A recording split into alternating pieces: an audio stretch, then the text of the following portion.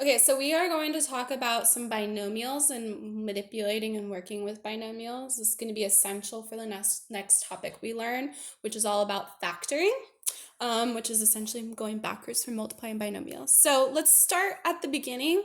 I'm going to talk about what the heck are binomials. So binomials is an algebraic expression with two terms. So bi as in like a bicycle, you got two. And these are always separated by addition or subtraction.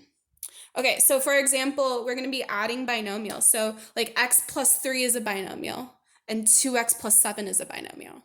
So what we're going to do is we're going to add these two together.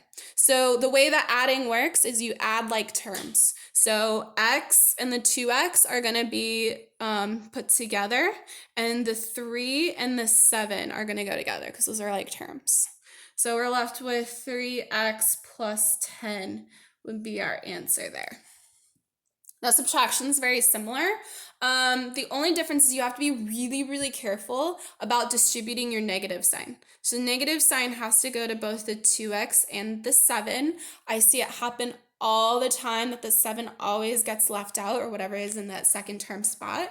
One way you could do that is distribute it first before you start adding. So x plus 3 minus 2x minus 7.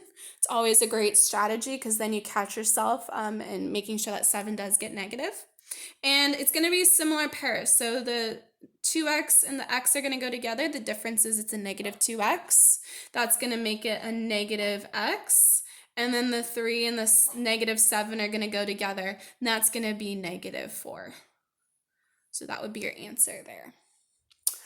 All right, so adding and subtracting is pretty straightforward. You've probably already done it essentially before.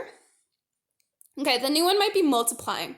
So I want to make sure you guys know the box method. We'll be using it all the time. You're going to be using it all the way through Math 3 and maybe even beyond.